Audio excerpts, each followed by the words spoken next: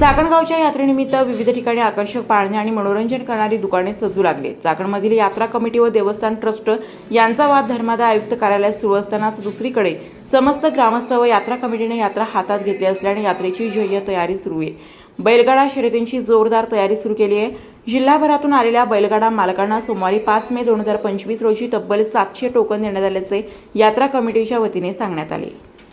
चाकण यात्रा कमिटी आयोजित भैरवनाथ महाराजांच्या उत्सवानिमित्त आम्ही आज दिनांक 5/5/2025 रोजी मीरामंगल कार्यालय येथे सर्व बैलगाडा मालकांना निमंत्रित करून त्यांचे टोकन या ठिकाणी घेतलेले आहेत। टोटल 700 टोकन आज आम्ही या ठिकाणी घेतलेले आहेत।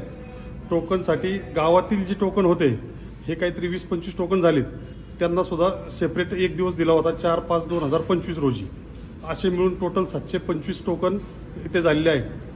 टोकनसाठी येणाऱ्या प्रत्येक गाड्या मालकासाठी इथं आम्ही जेवणाची व्यवस्था केली होती। तसेच प्रत्येक गाड्या मालकाला टोकन पावती या ठिकाणी दिलेली, सर्व पारदर्शक कारभार या ठिकाणी गावकऱ्यांनी केलेला आहे।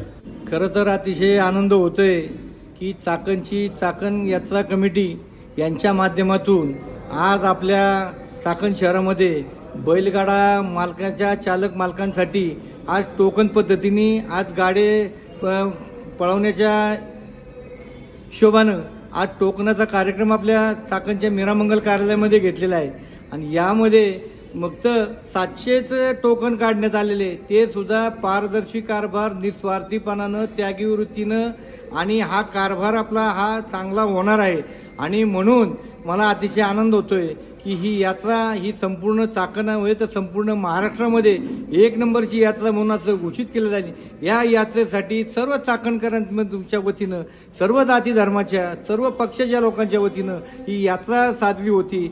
यामध्ये आम्ही 21 लाखापर्यंत जी बक्षीस वाटपाचा हे नियोजन केलेलं आहे बैलगाडा मालकांना। मग त्यामध्ये ट्रॅक्टर आहे, टू व्हीलर आहे, बुलेट आहे, अशा अनेक लोकांनी, दानशूर व्यक्तींनी बक्षिसाच्या रकमा दिलेल्या आहेत। आणि म्हणून ह्या यात्रेला ह्या सर्व कार्यकर्त्यांना बरोबर, तरुण बांड कार्यकर्त्यांना बरोबर घेऊन ही चाकणगावची यात्रा, भैरवनाथाची यात्रा मोठ्या जोमानं आम्ही पार पाडणार आहोत। आणि मला सांगायला अतिशय आनंद वाटतोय की उत्स्फूर्त सगळ्या नागरिकांनी, सगळ्यांनी हा प्रतिसाद दिला आहे।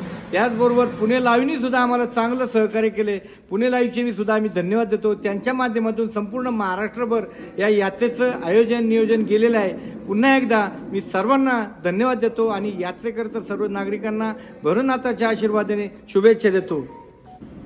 चाकणच्या श्री भैरवनाथ महाराज यात्रेच्या निमित्ताने आज चाकण येथील मार्केट यार्ड समोरील मीरामंगल कार्यालयामध्ये